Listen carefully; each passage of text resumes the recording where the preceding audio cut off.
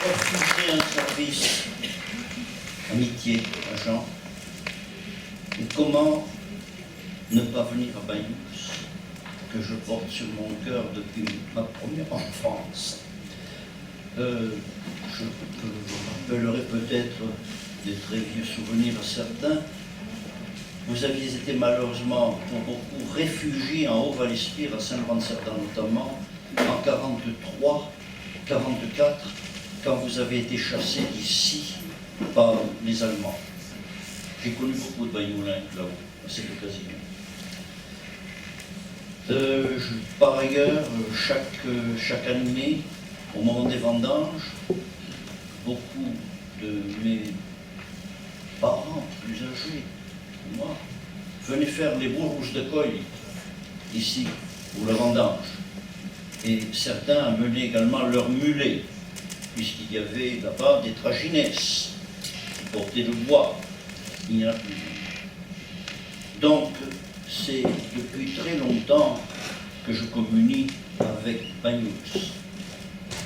Mais plus tard, par le gré des études, j'ai été amené à faire ce qu'on appelle un DES, un diplôme d'études supérieures, une petite thèse d'agrégation avant le concours. Et j'avais choisi, sur les encouragements du grand Jean-Gabriel Gigot, qui était le directeur des archives à l'époque, un sujet sur lequel j'avais à la fois de l'intérêt et des compétences, la contrebande. Je l'avais vu se dérouler sous mes yeux, dans ma propre maison, dans le voisinage, l'immédiat voisinage.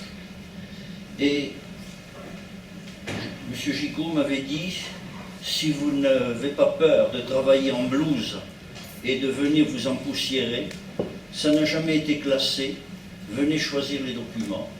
J'ai mis 2 ans, alors qu'habituellement on fait ça en 1 an, mais moi je travaillais ailleurs, j'étais en Corrèze à l'époque.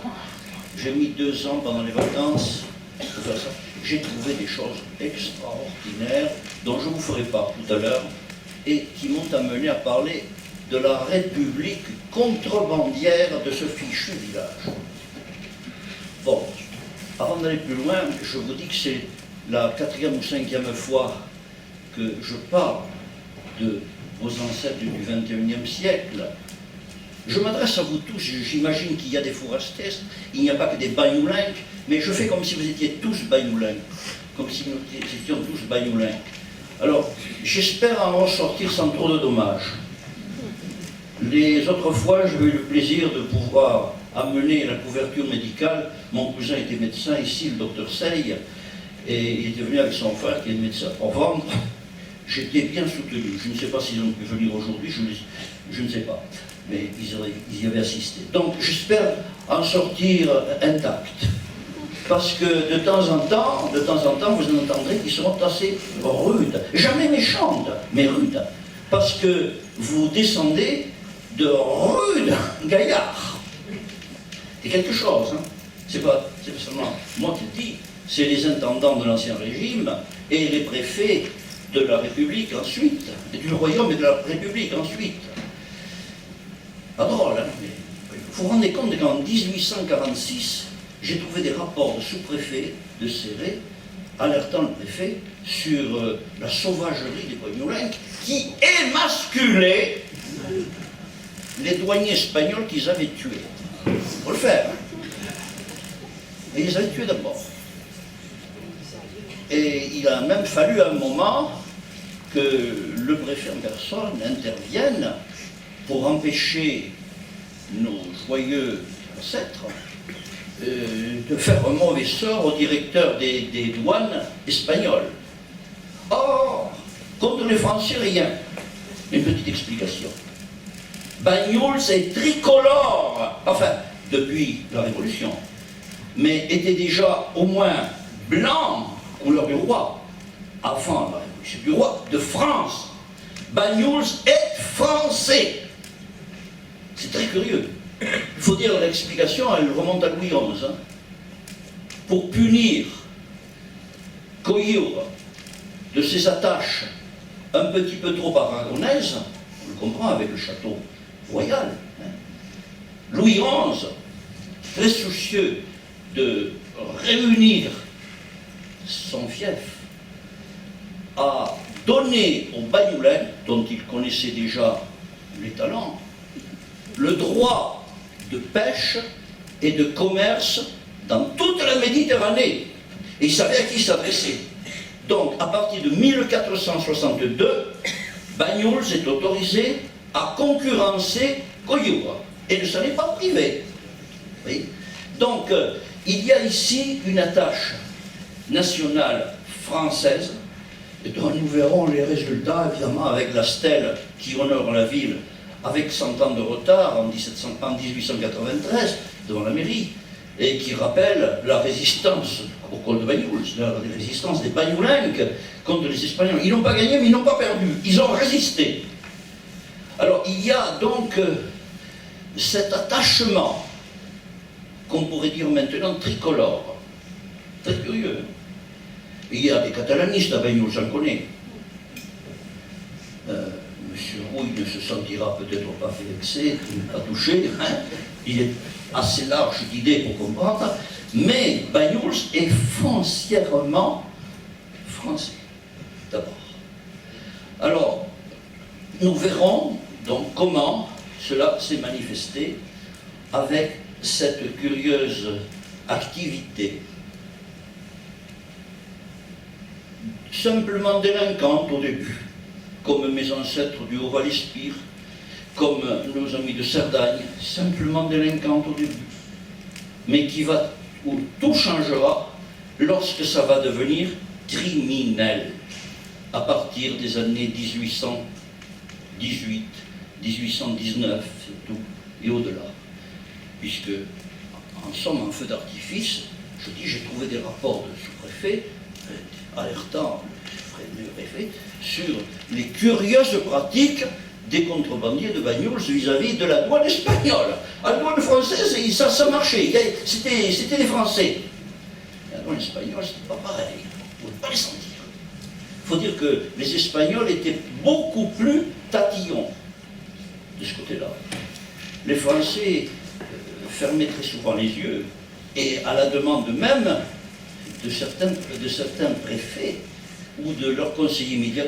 Vous parlez tout à l'heure de monsieur que je connais très bien, avec qui je vis depuis 40 ans, François Jaubert de Passat, un grand méconnu de l'histoire locale.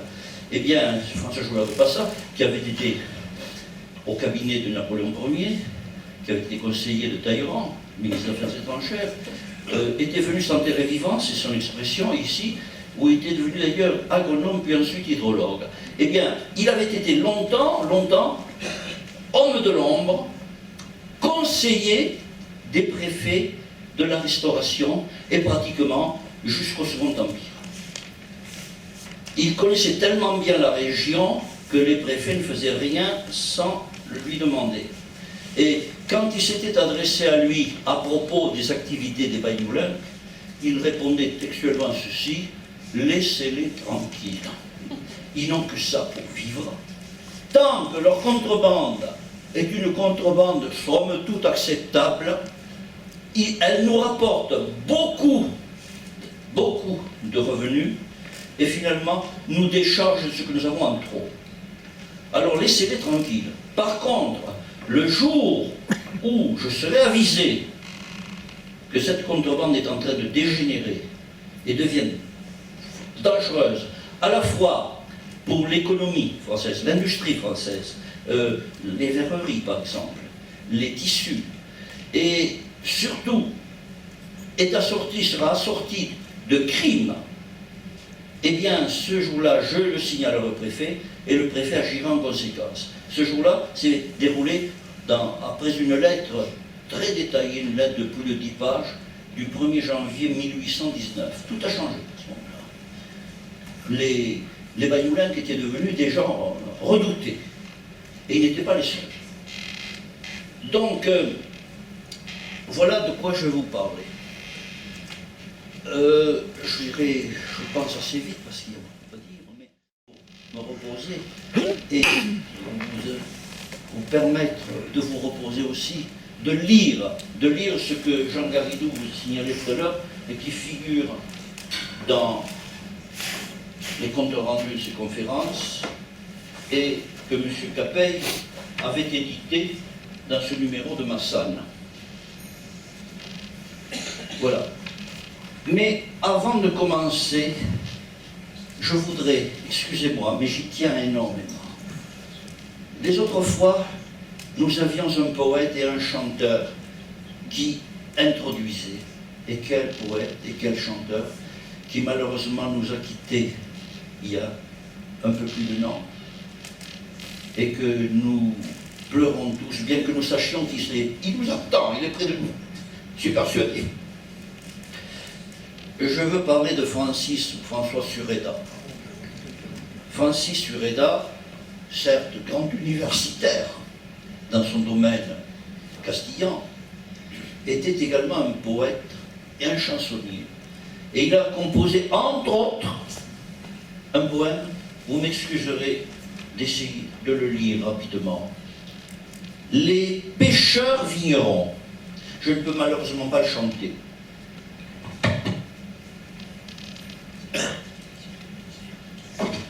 Combien sont-ils encore ces vieux aux mains qui tremblent, au visage brûlé par des soleils amers, ces vignerons meurtris par la maigre vendange qui les forçait la nuit au chemin de la mer.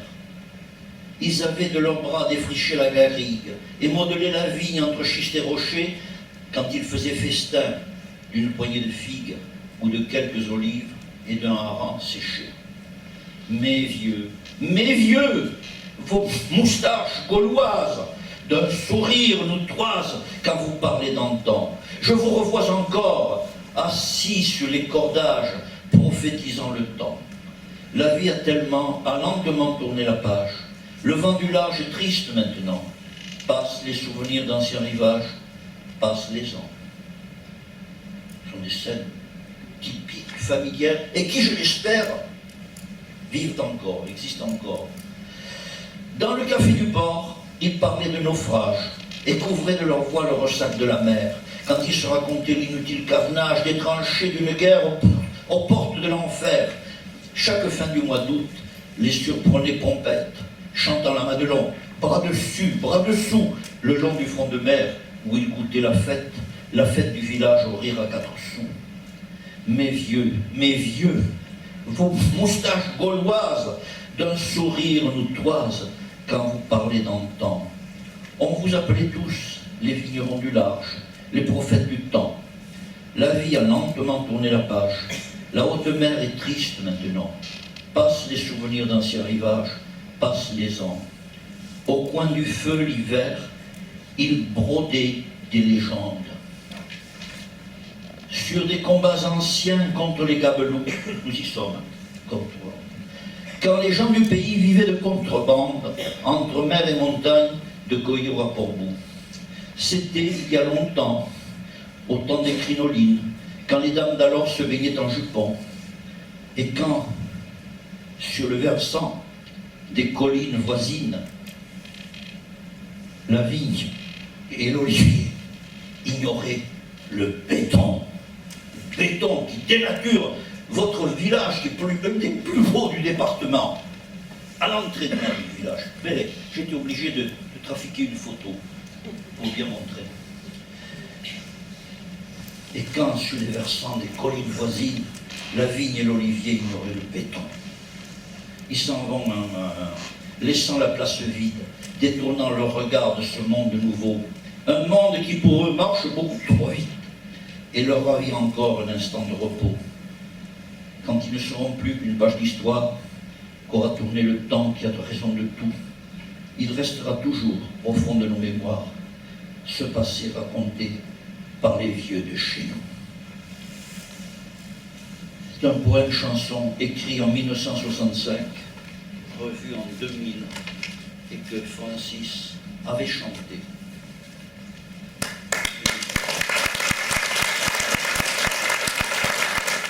Merci pour lui, je le répète, je suis sûr qu'il nous attend.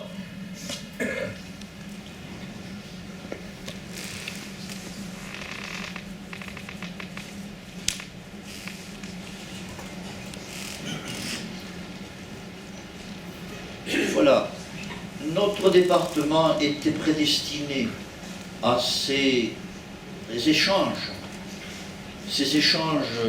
qui n'étaient pas tout à fait licites, à cause justement de sa situation.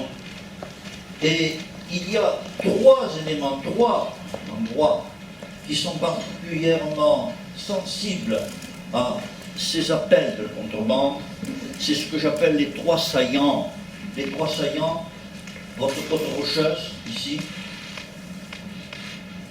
Montreux-Val-Espire, Coustouche, Saint-Laurent-la-Manère, et puis la Cerdagne.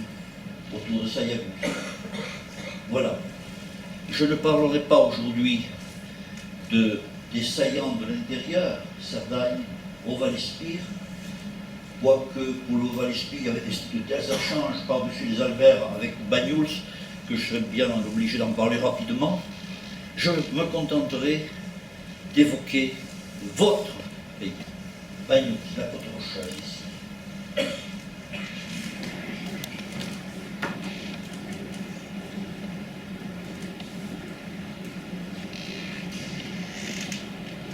Ces lignes que vous voyez là indiquent ce qu'on appelle la ligne de regard douanier. À 10 km de la mer, largeur de 10 km, et à 20 km de la frontière. Je l'avais composé pour les besoins de mon diplôme.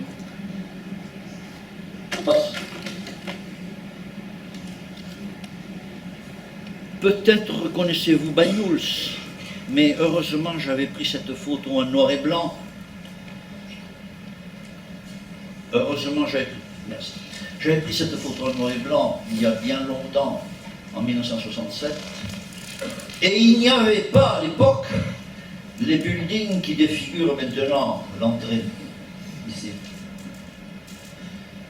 Si bien que je me suis rabattu sur cette photo. Je vous montre rapidement celle qu'on peut faire maintenant.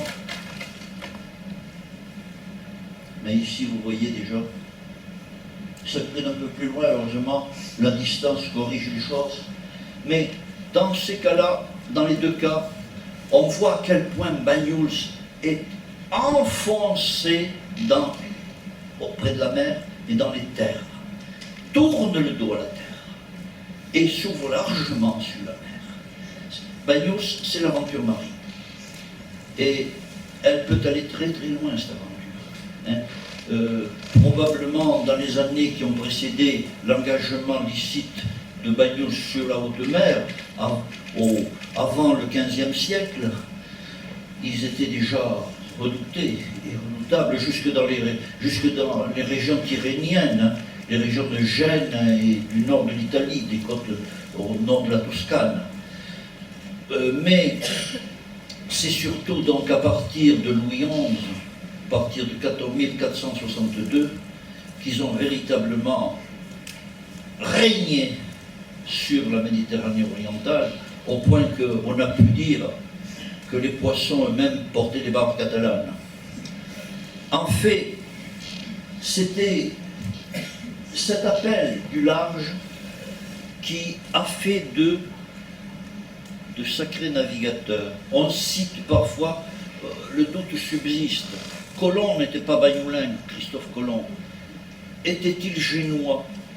D'aucuns, comme mon ami Tolza, disent qu'il était catalan. Peu importe, peut-être bagnoulin qu'après tout. Passons, soyons sérieux. Par contre, Joan Cabot a un nom de cross-pronce, même s'il a illustré ô combien la gloire maritime de l'Amérique du Nord, où des familles illustres, Cabot Lodge par exemple, continue. C'est le nom de cross-pronce. Johannes Gabotto était ici. Donc, pour en citer d'autres, il y a eu une tradition de marins, jusque chez les grands officiers de la navale, de la royale, 12 ans, par exemple, à Fuchéou, tant d'autres, amiraux. Nous verrons comment les préfets, les intendants déjà, les préfets ensuite, se sont évertués à monter au Bagnolet, leur disant « Mais regardez ce que vous pouvez faire quand vous voulez. Regardez jusqu'où vous pouvez monter quand vous voulez. » Au lieu de faire de la contrebande et d'organiser du crime. Passons.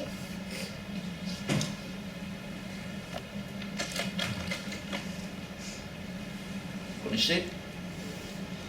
Mais derrière l'office municipal, l'aventure, elle a un donjon. Elle est bien retirée. C'est le Puigdemont. Bravo. Puigdemont. Et tellement bien organisé d'ailleurs qu'il mobilisait même les fées. Il mobilisait même les sorcières pour écarter les témoins des expéditions nocturnes. On disait qu'il y avait un endroit où on pouvait, une basse, où on pouvait laver le linge, et on disait que là, il y avait des encantades, c'est-à-dire des lavandières sorcières qui pouvaient jeter un sort, donc éviter d'y aller la nuit. Et vous comprenez pourquoi. Donc, ce Puigdemont, qu'est-ce qui se passe? Lumière.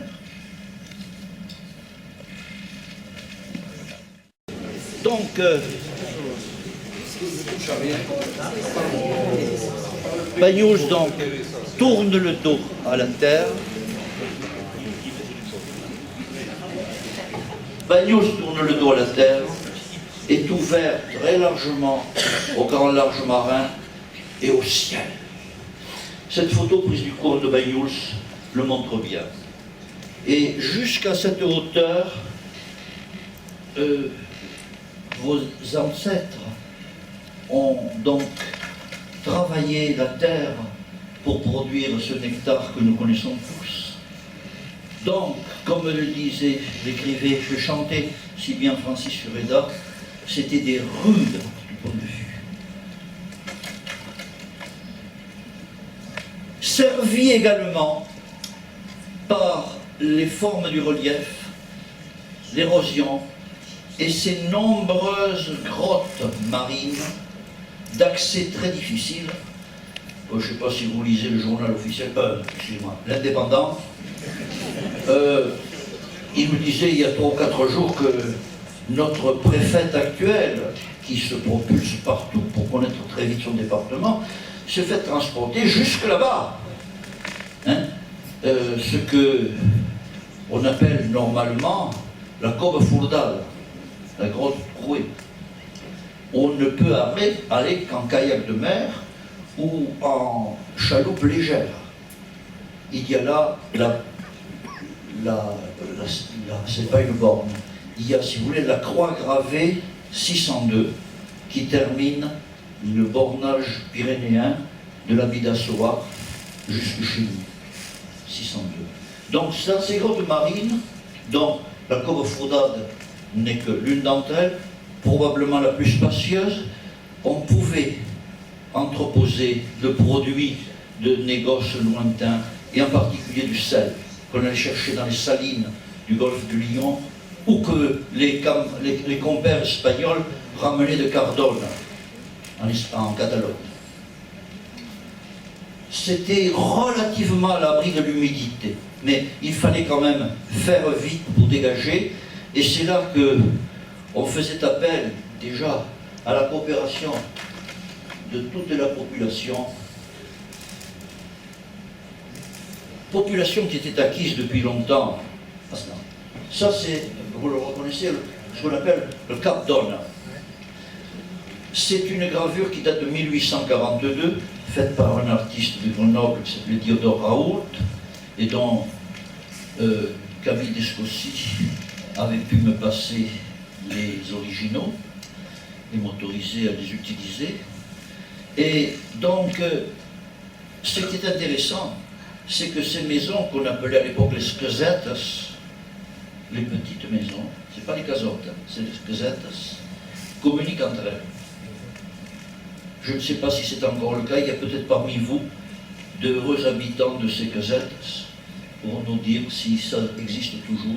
Il y avait donc des communications entre ces maisons, toujours rester, si vous voulez, à l'abri des recherches. Et la population bagnoulenque, très coopérative déjà, s'agissant de la vie du village, était là pour prêter main forte aux galériens de la mer, pour hisser les barques sur la grève et très vite les décharger et les porter dans des caches d'abord dans les maisons, dans les casettes, et puis ensuite dans la montagne. Nous en reparlerons tout à l'heure, côté de Kéroch en particulier, Brasse également. Et donc là, quand la cargaison était véritablement importante, on faisait appel au compère du Haut-Valespie, je disais tout à l'heure, c'est-à-dire jusqu'à Coustouge, Saint-Laurent, Serralongue, La Manère, qui descendait en suivant les Alberts et portait à Dodome ses charges.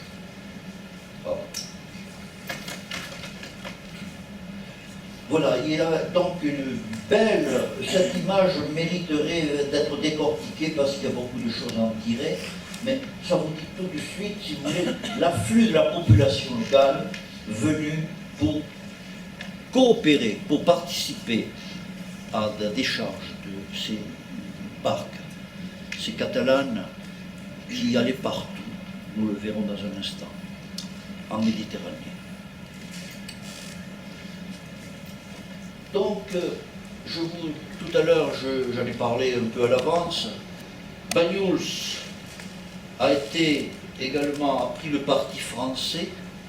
Je vous ai dit que depuis Louis XI, on regarde vers l'autorité qui vient de la région parisienne, et donc on est français avant tout, et là, il y a encore une autre qui nous manque aujourd'hui ici, qui s'appelait Titi Coste. Vous l'avez connu? Francis Coste, Titi Coste, qui nous a heureusement laissé dans la collection Banyuls Fatems des propos extraordinaires, truculents, chargés de verve comme lui seul pouvait mettre. Et il nous rappelle à propos des rapports entre les Parisiens, les gens de la capitale et Banyuls. Et cette histoire, je la dis au passage, là, Banyuls regarde volontiers vers Paris. Mais attention, hein, à Paris, ils sont les égaux des Parisiens. Les égaux des Parisiens. Mais à Banyuls, ils sont d'abord bagnoulenques. Les Français viennent après. Ça faisait partie de la hiérarchie locale. C'est typique. Ça, je le dois à Titi Coste. Donc, nous avons ici ce tableau célèbre qui montre la résistance de la bataille du col de Banyuls en décembre 1793. Et surtout, j'ai été amené à trouver au cours de mes recherches ce document absolument extraordinaire qui nous montre que sur une population qui à l'époque devait jouxter 1000 habitants, 1011 en 1809, 1600 en 1830, c'était fantastique, l'accroissement en 20 ans. Mais en 1809, donc, un peu plus de millier d'habitants, et figurez-vous que sur ce millier d'habitants, j'ai trouvé un document nous indiquant ce qui composait les sociétés contrebandières de Banyuls-de-la-Marinde le 13 juin 1817. Document extraordinaire qui est aux archives départementales. 8 sociétés. Et on s'organisait en société. C'est le terme qu'ils utilisaient. Première société, Bonaventure Sagols, adjoint au maire, chef. François Retsch Adjé, conseiller municipal. associé. Jean Massotte-Sagols, conseiller municipal, associé. Pierre Retsch-Massotte, conseiller municipal, associé. Thomas Villarem, associé. Mathias Retsch-Adjé, associé. François Paré-Badine, associé. Jacques Galango, 12 ans, associé. Pierre Massotte-Sagols, associé. La première société déjà, vous voyez, comprenait déjà une partie du conseil municipal. Deuxième société, Jean Sagols-Villarem, conseiller municipal, chef. François Villarem-Sagols, associé. Jean Coma Mallet, associé. Bonaventure Laurent, fils du maire, et résident avec son père, associé. Le père, le maire ne pouvait pas y être, escalité, mais il avait le fils. Troisième société, Barthélemy Pi, chef. Jean Liobert, associé. Marty Peiteby, mais on disait Peiteby à l'époque, associé. Joseph Laurent, autre fils du maire, associé. Joseph Barbe Maillot, associé. Jean Villarem Massotte, associé. André Villarem Retsch, associé. Quatrième société, Joseph Parcé Villarem, chef. Laurent Bagne, associé. Raphaël Lagrèze, associé.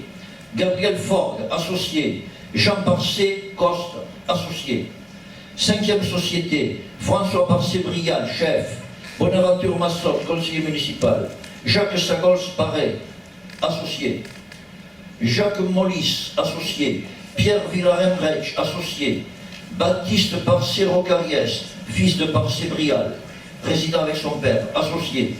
Bonaventure Beau, associé. Jean Parcé-Paderne, associé. Étienne Dalmau, associé. Bonaventure Sagols Forgue, fils de Jacques Sagols Paré, résident avec son père, associé.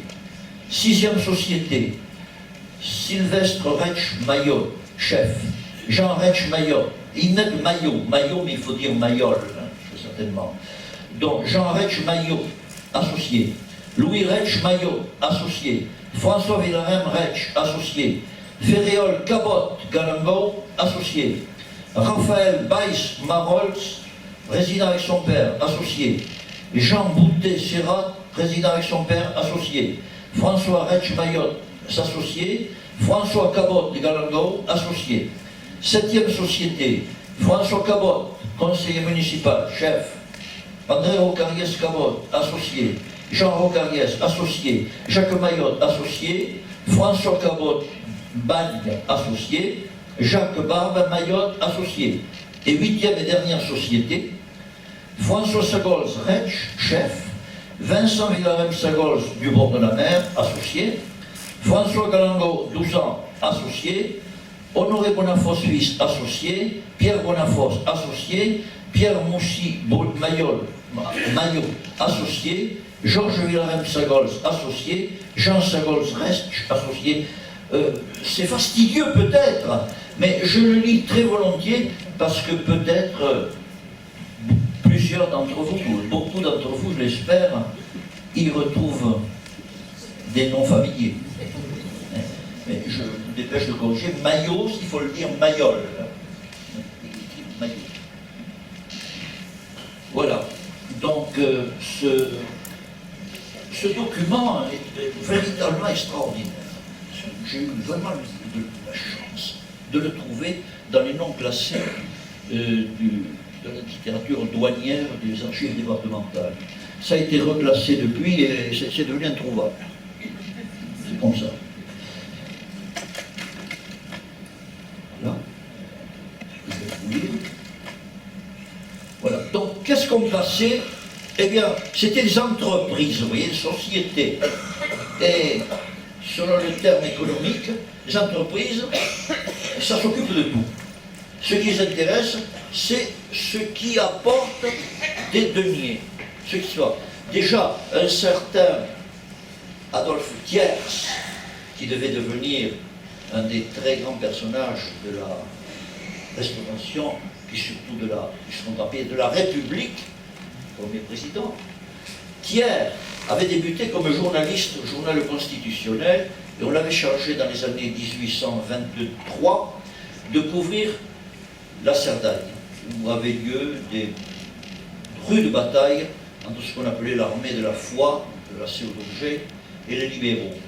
Thiers recouvrait cela, et il nous avait laissé des écrits, entre autres, s'agissant, parce qu'ils étaient venus jusqu'à Banyuls, bien sûr, s'agissant de Banyuls, il dit, ils ne sont ni espagnols, ni français, ils sont fils de Banyuls. Fils de Banyuls. Hein, et rien ne les intéresse plus que le renchérissement des denrées. Voici. Donc, c'était des économistes au petit pied, et d'une année à l'autre, ils changeaient d'activité très facilement, hein, si bien que nous les trouvons beaucoup dans le tabac, nous les trouvons régulièrement dans le sel, nous les trouvons dans tout ce qui peut présenter l'intérêt, et même dans le papier. Incroyable mais vrai, un autre document que j'ai eu la chance de trouver, regardez ça, c'est le maire de Saint-Laurent-de-Cerdan, un autre village particulièrement contrebandier, qui écrit au sous-préfet de Céré le 12 juillet 1840 à 1h30 du matin. On peut imaginer la scène et voir également le bonnet, le bonnet à pompons qui protège sa tête chenue, qui s'agite d'émotion. Figurez-vous qu'on a accusé les bourgeois de son bourg, de son village, d'être des délinquants. Alors il écrit immédiatement au sous-préfet, il dit mais non, ce sont des gens très honnêtes, il ne faut pas de contrebande, etc. Manque de peau, manque de peau. Ce brave maire est issu du papier de contrebande.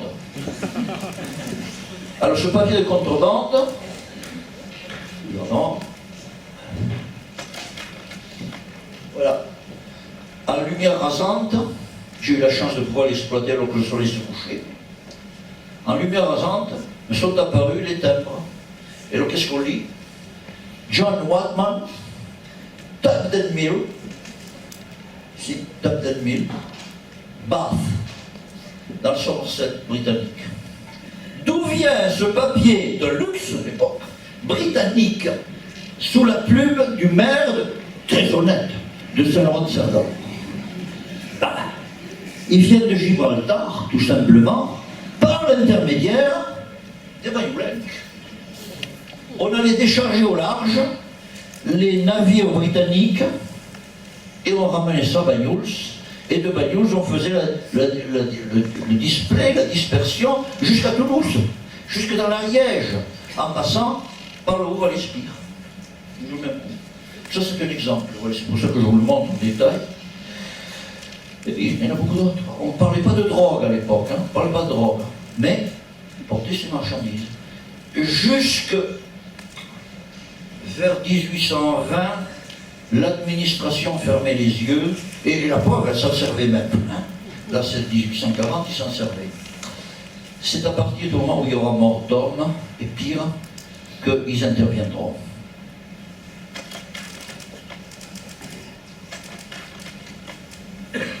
Donc, depuis le Puigdemont, ici il y a un effet, si vous voulez, de rapprochement dû au téléobjectif, mais enfin le Puigdemont c'est tout de même peut-être à 2 km dans la montagne. Ouais. Alors, depuis le Puigdemont, toute cette contrebande était bien organisée, et c'est par les races des Albert, la politique à l'époque, que passaient les compères qui venaient les aider depuis le Haut-Val-Espire. C'est bucolique, c'est merveilleux, et Théodore Raoult, le peintre grenoblois, n'y a pas résisté. Voici comment il dépeint ses chevauchées sentimentales sur les hauts de Banyuls. On reconnaît au passage les capes de l'abeille jusqu'au...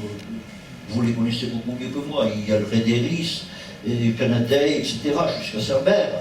Et même dans le fond, ça n'est pas figuré ici, mais on pourrait mettre le Cap Clermont, à la limite. Eh bien, Théodore Raoult avait été très sensible à cet aspect bucolique de ces sentiers de contrebande.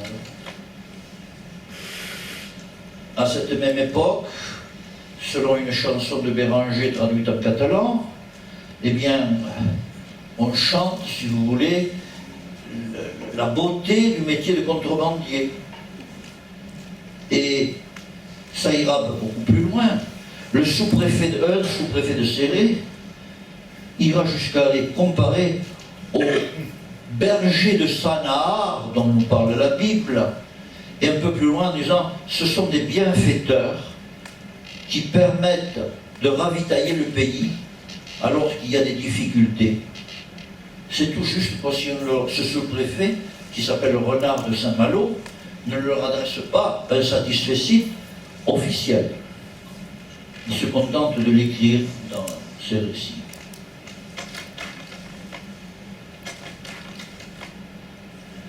Mais nos Baïmoulèques, et ça encore c'est Théodore Raoult qui nous le dit, ne se séparent jamais de leurs armes. Le voici ici, un de ces contrebandiers, en l'occurrence juché sur son mulet, et on voit derrière son fusil. Souvent 2 escopettes également à la taille. Si bien que il arrivera, c'est un document parmi d'autres, que les généraux ou les préfets, et parfois même le général préfet Martin, à la fin de l'empire de Napoléon Ier, qui dénonce ces risques en disant ils sont en train de faire, comme on fait en Espagne, des bandes. Le phénomène du bandolérisme, je ne rentrerai pas dans les détails, ça a été étudié par les historiens catalans. Et donc, il se crée des bandes particulièrement armées et redoutables, on s'en doute. Les poètes romantiques étaient aux anges. Quand depuis Paris, ils entendaient parler de ces héros, par exemple Alfred de Vigny nous a décrit un de ces contrebandiers, soi-disant ancien trappiste, ancien moine, mais devenu contrebandier. C'est un poème très connu de Vigny qui s'appelle Le Trappiste. Mais c'est le vicomte, c'est Chateaubriand qui a repris les choses avec un vocabulaire qu'il était seul à maîtriser. Je ne résiste pas à vous faire entendre cette description d'un bandolier.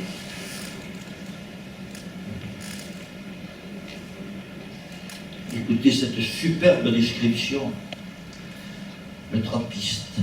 Son habit militaire était une robe de franciscain sur laquelle pendait un crucifix. À sa ceinture était un sabre, des pistolets et un chapelet. Il galopait sur un cheval, un fouet à la main. La paix et la guerre, la religion et la licence, la vie et la mort se trouvaient ensemble dans un seul homme, bénissez et exterminez. Avec son fouet, là, il faisait signe de croix. Oui, j'ai oublié de vous dire tout à l'heure, dans le dessin de Théodore Raoult, pour le déchargement des navires des Catalanes sur les graves de Bagnols, il y avait monsieur le curé. Monsieur le curé, qui bénissait la population. Donc, croisade et massacres civils, cantiques et chants de gloire, stabat mater et tragala, génuflexion et rota aragonaise, triomphe du martyr et du soldat, âme montant au ciel dans l'encens du Veni Creator, rebelles fusillés au son de la musique militaire, telle était l'existence dans ce coin du monde. C'est évident qu'à partir du moment où il y a ce danger de bandolérisme, il faut faire quelque chose. Et ce quelque chose, un grand préfet de l'époque, sur les conseils de son conseiller de l'ombre, François Jaubert de Passat, va le décider le 1er janvier 1819. François Jaubert de Passat. Et ce grand préfet, qui a bien suivi ses conseils, Il s'agissait du vicomte de Villeneuve-Bargemont, un Provençal, qui était un des grands préfets de la Restauration. Nous lui devons les fouilles de Russineau, nous lui devons le musée Rigaud, entre autres, on ne parle que de ça. Et il a fait beaucoup d'autres choses. Mais là, cette fois, il va décider de sévir en ce qui concerne la contrebande. Et on va surveiller tout particulièrement nos hardis bagnoulins.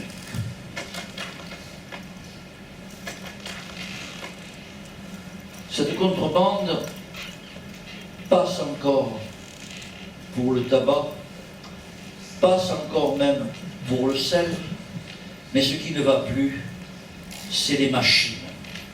Les machines, bon, c'est une machine dont, si vous voulez, les structures sont en bois, mais les détails sont métalliques et obéissent à des montages dont les Anglais et les Tchèques, à l'époque on appelait les Bohémiens, j'attends de la Bohème, étaient, si vous voulez, les créateurs, et qu'on va présenter dans toute l'Europe. La France achètera beaucoup de ces Mule Jenny, M-U-L-E, Jenny, J-E-2-N-Y. Mais là où ça devient délicat, c'est lorsque on fait passer des Mule Jenny en morceaux détachés par la contrebande vers la Catalogne. Parce qu'ils se montent à ce moment-là, malgré les lignes décades, comme disent les historiens catalans, espagnols, c'est-à-dire les troubles qui sont nés à la fin du règne de des pires souverains espagnols qui s'appelait Ferdinand VII, au moment où sa fille devait prendre la succession, sa femme devait prendre la succession, Christine, eh bien, c'est à ce moment-là, dans les troubles qui préludent à ce qu'on appellera les guerres civiles, les guerres carlistes, qui ont endeuillé l'Espagne en gros de 1823 jusqu'en 1875. Donc, à cette époque-là, comment passent les Mule Jenny, les machines, on dit, vers l'Espagne, qui demandent ces machines, eh bien, elles passent par le Rhône, par la voie de Bourgogne et du Rhône, jusqu'à Sète. À Sète, elles étaient déjà démontées, eh bien, on va la charger sur les barques bagnoulenques, et qui vont les débarquer n'importe où. Ils peuvent les débarquer n'importe où. Ils passent partout. Ils sont, ce que je me suis amusé à appeler les SAS, les sociétés d'action singulière, hein, un peu comme les SS britanniques, les commandos britanniques pendant la Seconde Guerre mondiale. Les bagnoulenques font ça. Ils sont partout. Alors, je vous lis ici un autre document, un peu long peut-être, mais particulièrement vivant à ce sujet.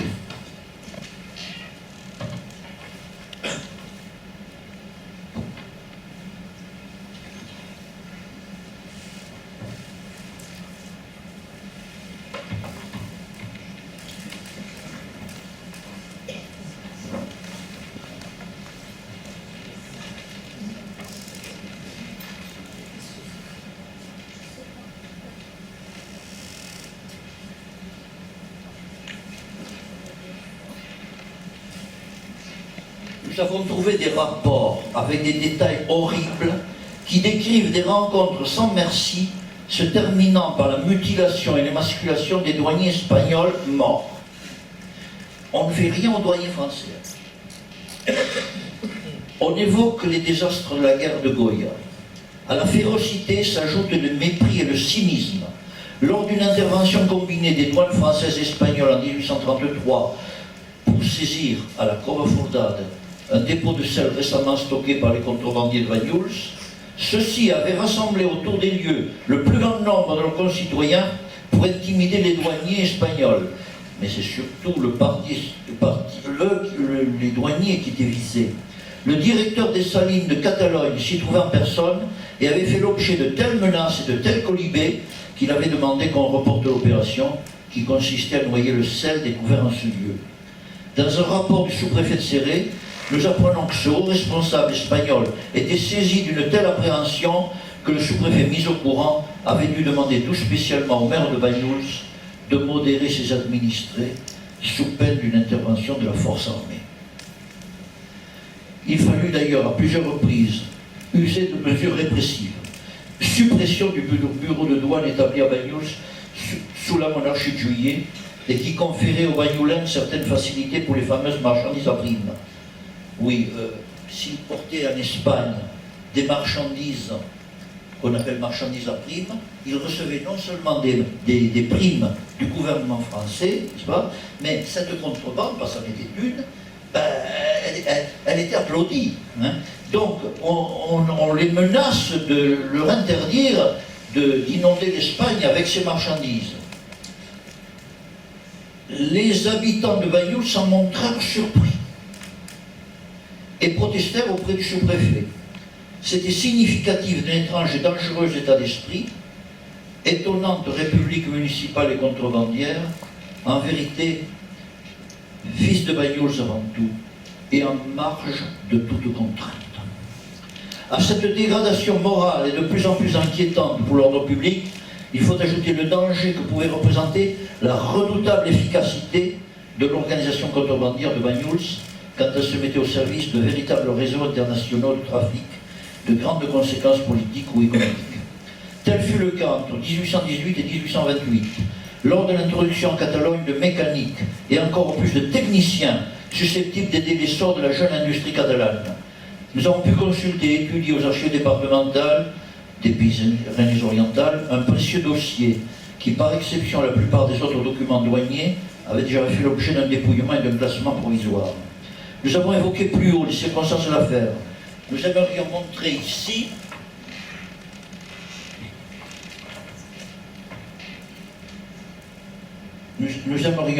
ici l'importance de l'enjeu et la gravité du rôle que pouvait y tenir à son niveau tout au moins ce qu'il faut bien appeler, en langage moderne, la connexion banyulenque.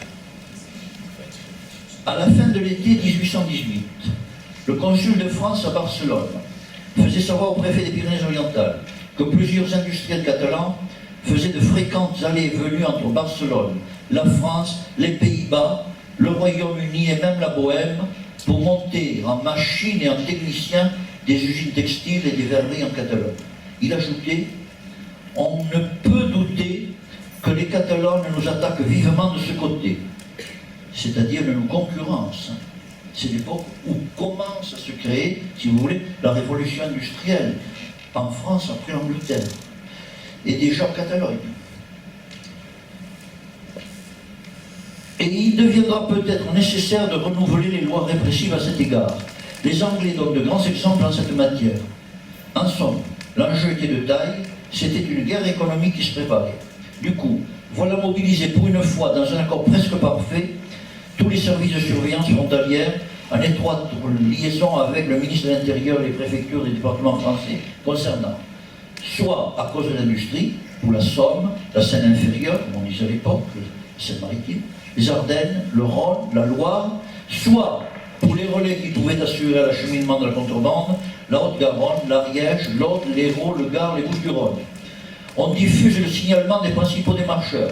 Surveillez le sieur Grasselli, qui tombe sous le coup de l'article 417 du Code.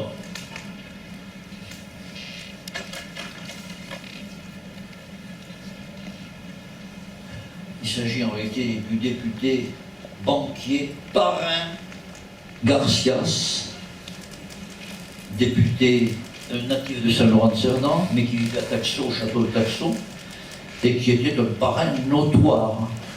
Ici, on nous parle d'un Grasselli, mais ça pourrait être lui. Ce n'est pas lui. Vous le voyez à peine, mais je vous montrerai plus en détail. Voilà. C'est ceux qui ont vu beaucoup de choses. Stendhal aurait aimé le personnage. Surveillez le sieur Grasselli, qui tombe sous le coup de l'article 417 du Code pénal. Il se fait appeler parfois Friard. Il est âgé de 30 à 35 ans, taille d'environ 5 pieds 5 pouces, marqué de petites véroles. Il a du corps, le teint pâle, le nez effilé, les cheveux courts. Il porte des bottes, un habit et une redingote bleue. En fait, Grasselli était d'origine italienne. Il suivait des affaires diverses en Catalogne. Une verrerie à Arenys de Mar, calquée sur celle de Givors. Des usines textiles à Barcelone. À côté de lui, on rencontre un certain Pousse, négociant manrese, espagnol, associé à la compagnie Miranda, l'une des plus importantes maisons manufacturières de la province de Barcelone. C'est un habitué des voyages à Amiens et à Sedan. Également le sieur Jonard, d'origine française, établi à Ripoll à Barcelone, qui mène grand train de vie aux eaux de Caldes de Montveille, le Vichy catalan, et qui voyage souvent lui aussi dans la Somme et dans l'Eure. Barrera de Ripoll, enfin. Voilà les principaux. Ils opèrent personnellement d'abord, puis par personne interposée. Grasselli se faisait représenter le plus souvent par son fondé de pouvoir, de Herly d'origine suisse. Déjà la multinationalité. Surtout, il s'intéressait beaucoup plus aux techniciens et au savoir-faire qu'aux machines. Déjà conscient d'une nouvelle industrie, celle de la matière grise. Il anticipait beaucoup. Barrera, que nous venons de nommer, reconnaissait lui-même qu'il était allé à Amiens et à Rouen pour s'instruire sur la fabrication des velours et embaucher quelques maîtres ouvriers, notamment un maître teinturier et un mécanicien. Celui-ci avait déjà été pressenti pour partir en Russie, mais afin de le décider à venir en Europe, Barrera n'avait pas hésité à lui acheter une mécanique dont il avait exposé le modèle pour le concours des prix d'encouragement que l'on accorde à Paris. Or, Barrera ne manquait pas d'autres mécaniques. Il en avait beaucoup.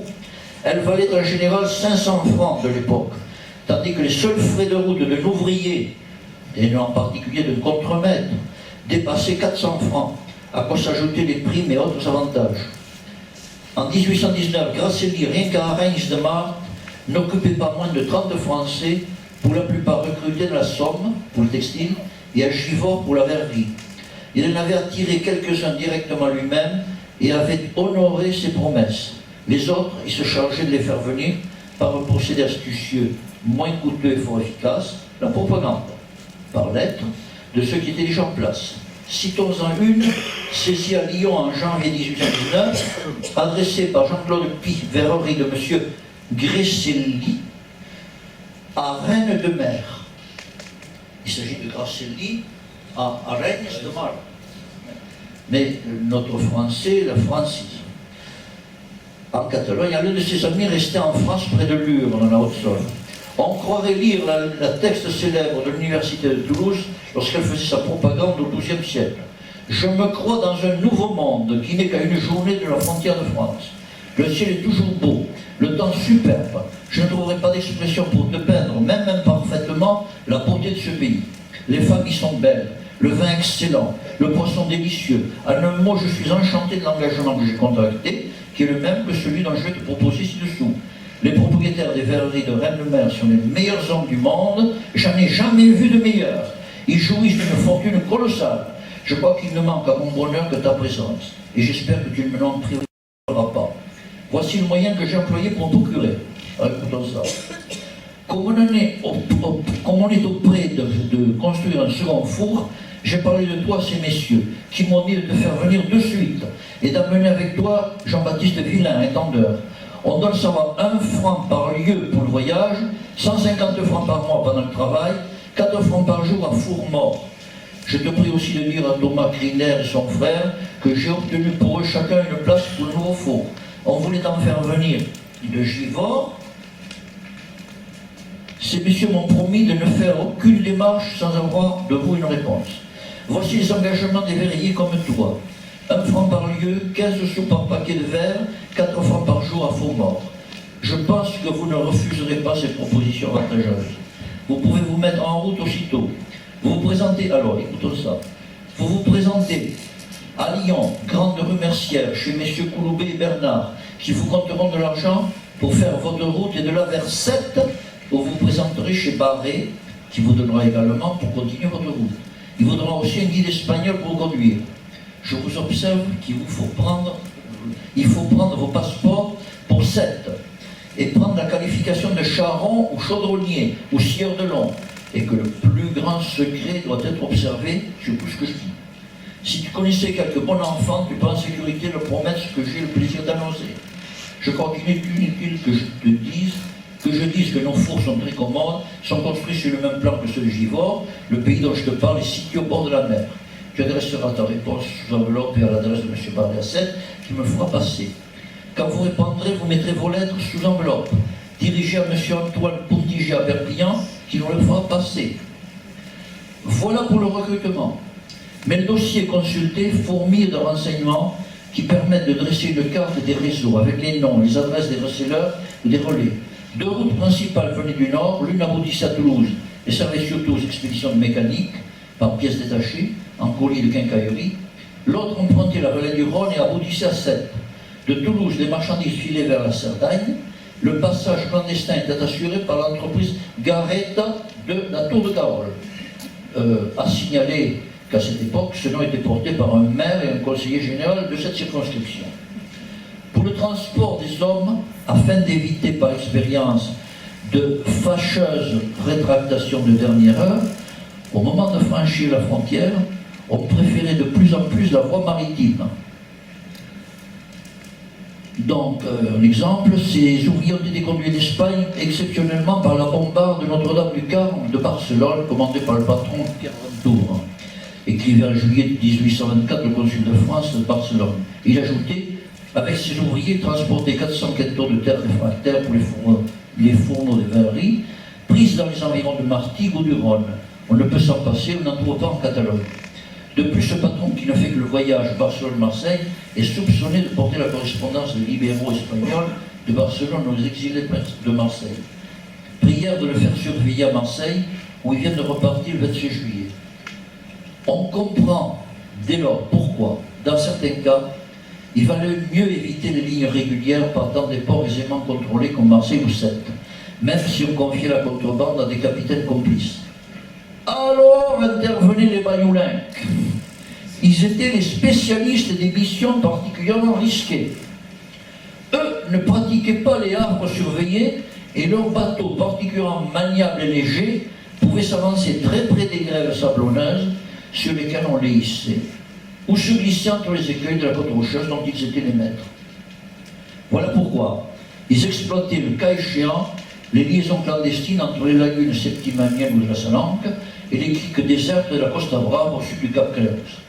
Ils n'avaient pas leur pareil pour les opérations délicates et leur position géographique offrait le double avantage de permettre l'acheminement des hommes ou des mécaniques particulièrement recherchés et qui avaient suivi soit la route d'Aquitaine, soit celle de la vallée du Rhône.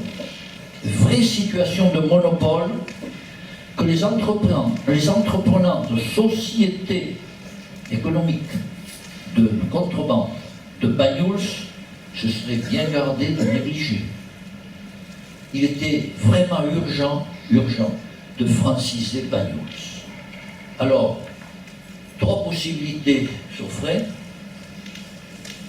D'abord, première condition, une parfaite entente entre le préfet, le ministère de l'Intérieur, les douanes, certes, et l'armée, parce que l'armée devra intervenir.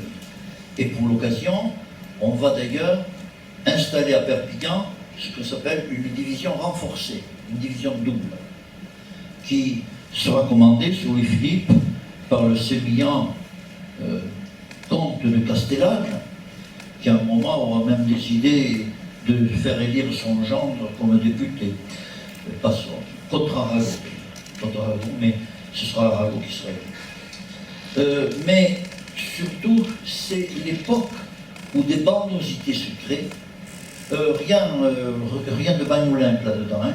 L'une des plus connues, hélas, s'appelle celle du Cavall d'Espagne, qui heurtait la nuit les portes des fermes isolées, se faisait ouvrir et pillait complètement tout ce qu'il pouvait dans la maison en assassinant ceux qui l'avaient ouvert. Ça se passait en Val-Espire. Mais toujours en Val-Espire, c'est l'époque des Trabucaires. 1844, ils se forment. 1845, ils s'organisent et pillent. 1846, ils sont enfin, grâce à une conjonction du ministère de l'Intérieur et de l'Armée, faits prisonniers à Corsavie est traduit en justice. Ils sont 16, il y aura 4 condamnations à mort, 5 condamnations à perpétuité, et les autres sont des condamnations à 20 ans, 15 ans, 10 ans, etc. Il y aura un acquitté, simplement.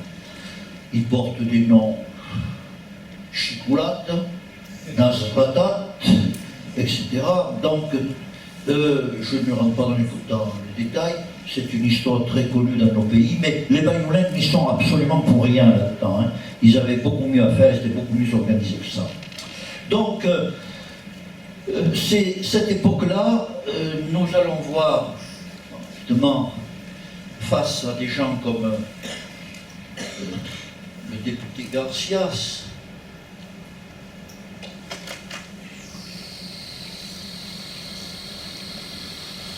de nouveau. Donc, il faut une coordination entre les services responsables et, d'après ce dessin de Théodore Raoult, il faut changer un petit peu la mentalité des pêcheurs contrebandiers bagnoulencs. Magnifique ici, montrant ces pêcheurs en train de réfléchir accoudés à une de leurs banques. Voilà.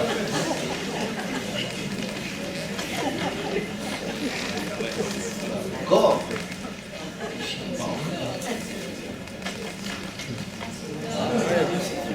Alors voilà le sémillant marquis de Castellane, général de la division renforcée. Et là, ici un témoignage anecdotique, il s'agit des oreilles du malheureux Massotte, ce malheureux passager d'une diligence de Figueras que les Trabucaires avaient pris. Et sachant que la mère avait du répondant, elle était veuve, mais elle avait de l'argent, ben, ils ont dit voilà, si pour que nous lâchions votre fils, voilà, on vous envoie déjà une de ses oreilles, puis ensuite une autre. Et puis finalement, ils l'ont tué. Ils seront faits prisonniers grâce à l'action du Castellane et de la division renforcée. Un procès énorme aura lieu en 1846. Le résultat. Ces pièces se trouvent aux archives départementales, hein, sont pièces à conviction du dossier.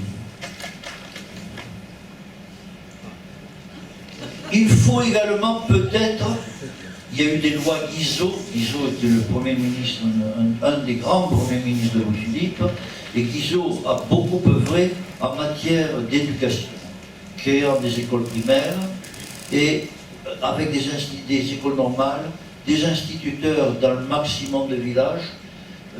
Il s'agit d'apprendre aux enfants, d'une part, à manier la langue française, à avoir des éléments pour s'exprimer et calculer, et puis en même temps leur apprendre des rudiments d'hygiène.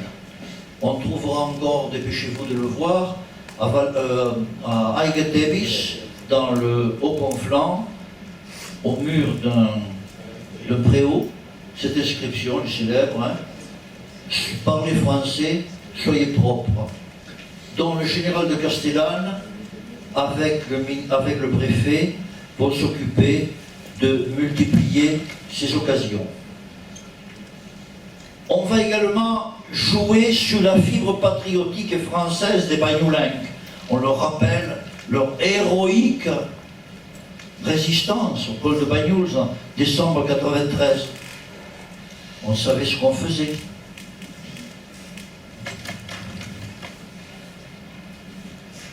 Et puis, alors là c'est magnifique, le général de Castellane va lancer, avec l'accord du préfet, un vaste travail de désenclavement. Il y avait les lois Guizot. Il s'agissait de faire qu'aucun village ne soit maintenant isolé, enclavé. Pour Banyuls, pas de problème. On en a longtemps discuté, mais au Conseil général, déjà très près de ses sous, on a décidé qu'il y avait la mer. Donc pas besoin de route. Elle viendra plus tard. Ni de chemin de fer encore, ça viendra quelque temps après. Mais par contre, pour la Cerdagne et pour le Haut-Val-Espire, on va dégager. Il s'agit, comme le disait si bien Castellane, de faire en sorte que le berger de Cerdagne ou de Vallespire ne meure pas avant d'avoir vu la cage de la cathédrale de Perpignan, du clocher de la cathédrale de Perpignan. Attention, ce n'est pas la cage actuelle, hein, qui a été bien restaurée, et à l'époque. L'expression est belle, c'est vrai. Voilà, de Saint-Llorenç-de-Cerdans au Bains d'Arles, de Saint-Laurent-de-Cerdan à Amélie. Amélie n'existait pas encore, hein. Elle sera créée par Castellane, justement, pour recevoir les blessés de la guerre d'Algérie.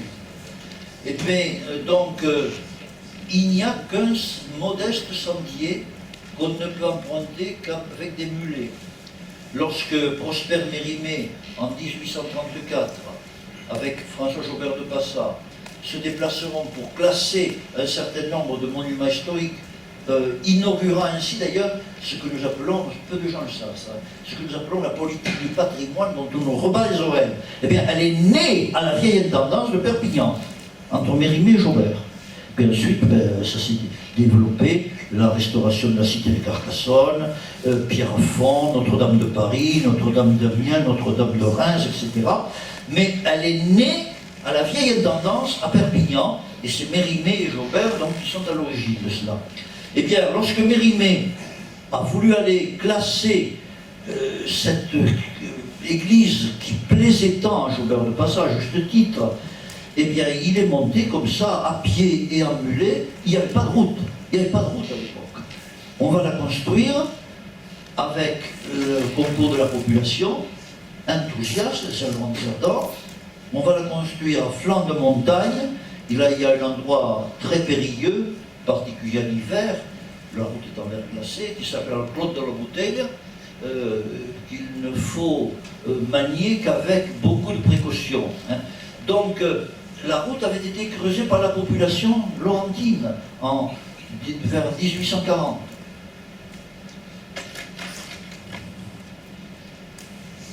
Désenclavement de la Cerdagne, et bientôt le chemin de fer. Vous connaissez le pont Séjourné. Il y aura plus tard l'extraordinaire pont Gisclar. Je passe.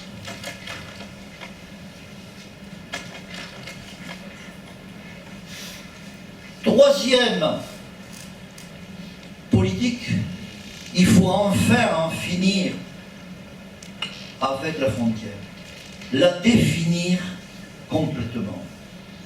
Et c'est ce à quoi vont s'occuper les missions d'abornement de la frontière.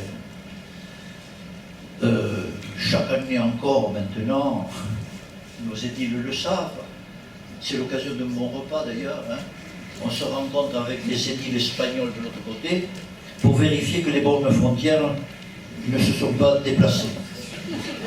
Alors, j'ai eu la chance de pouvoir accompagner pendant plusieurs années celui qui était devenu un très grand ami, le professeur Sermet, géographe des pays espagnols de la péninsule et d'Amérique latine.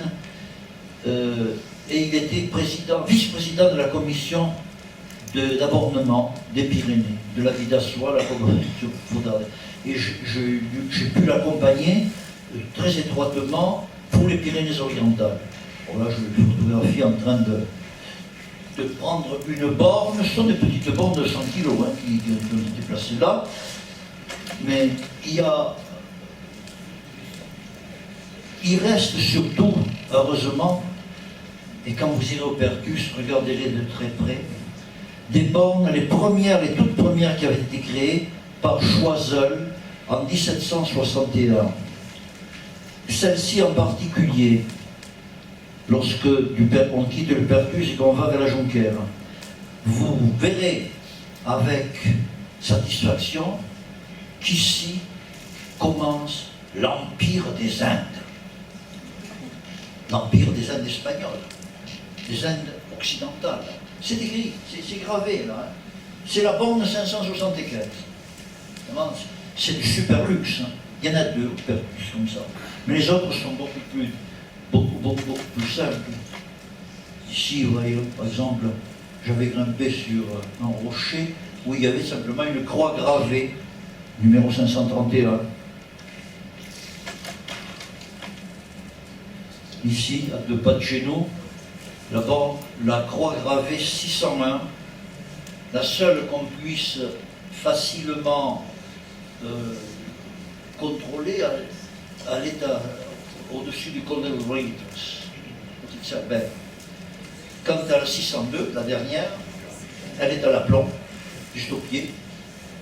Il y a une falaise qui débouche sur la fameuse Cove-Fourdade, la grotte trouée dont je parlais tout à l'heure. Donc, tantôt des bornes importantes, 100 kg environ, qu'il faut porter avec les moyens dont on peut disposer. Maintenant, c'est de plus en plus d'hélicoptères qui servent. Mais avant, c'était les mulets. Et ici, le Cap Cerbère ne sert à rien, malgré cette petite place avec les instruments scientifiques. Le Cap Cerbère n'est pas du tout un repère frontalier. C'est un peu plus loin, vers le sud, il y a une anse, et les Espagnols, à un moment, dans les années 1866, contestaient cette partie de la frontière. Et il s'est trouvé par chance que l'archiviste départemental, l'illustre Allard, a pu fournir au général Callier, qui commandait la division frontalière, les éléments pour se mettre d'accord avec les Espagnols. Les Espagnols, la France, normalement, devait aller jusqu'au Cap Creus. C'est un historien latin du 1er siècle, qui s'appelait Pomponius Mela, qui l'avait ainsi décrit. La Gaule se terminait au Cap Creus. Évidemment, Gansa, par exemple, le port de la Selve serait français. Mais il y avait le problème de la Cerdagne. Alors, on a discuté, l'archevêque de Paris, l'archevêque de Toulouse, devenu archevêque de Paris, Père de Marc, qui connaissait admirablement la géographie des lieux et surtout l'histoire antique des lieux, a fait valoir aux Espagnols que il y avait la Cerdagne avait beau regarder vers le Sègre, vers l'Ebre, il y avait un certain nombre de villages qui étaient gaulois, qui avaient appartenu à l'évêché d'Alette. Alors, les Espagnols ont bien voulu marcher, à condition que ce soit des villages et pas des villes. Alors, il y avait une seule de ces agglomérations qui portait le titre de Urps et qui s'appelait Livia. C'est la raison pour laquelle nous avons l'enclave de Livia, qui est espagnole, mais qui est enclavée.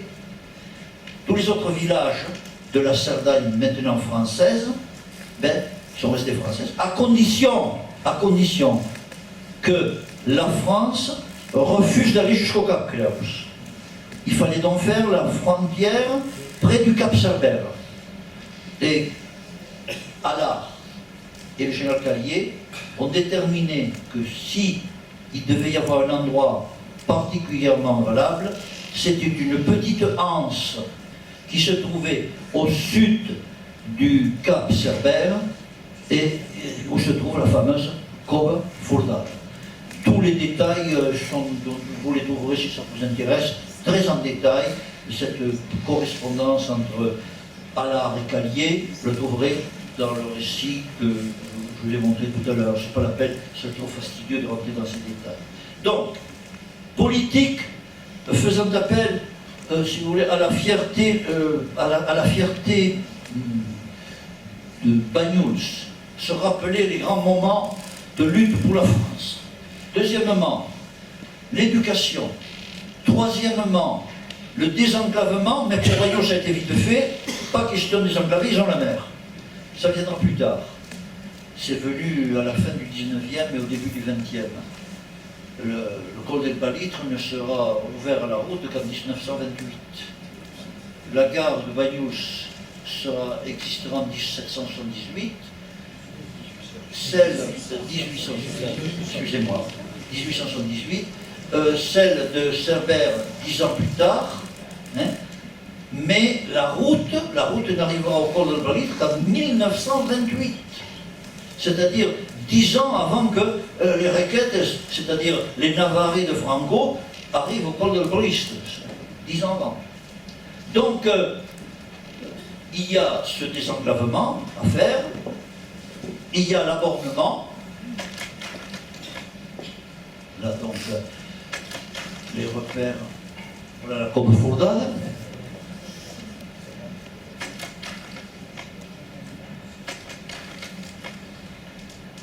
Voilà Saint-Bert, longtemps hameau de Bagnous, devenu commune plus tard, et terminus de la ligne de chemin de fer à écartement français, écartement européen. Les lignes espagnoles n'ayant pas le même écartement, et elles ne l'ont toujours pas d'ailleurs. Bon, donc il faudra attendre 1893, alors que l'exploit est de 1793, il faudra attendre 1893 pour que vous ayez droit à l'obélisque, à la stèle, donc vous êtes fiers.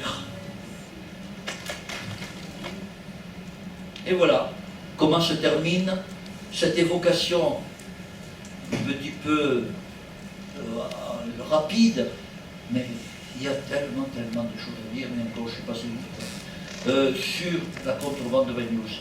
Maintenant, c'est fini. Il y a eu les accords de Schengen en 1995, on peut en penser ce qu'on voudra, mais la contrebande ne s'exerce plus de la même manière. Il y en a toujours, hein, mais c'est surtout, hélas, la contrebande de drogue. Hélas. Ce n'est pas mieux, c'est bien pire que les contrebandes que j'ai décrites auparavant. Donc on peut considérer que l'affaire est terminée, on tourne la page. Voilà, excusez-moi d'avoir été un peu long. Bravo.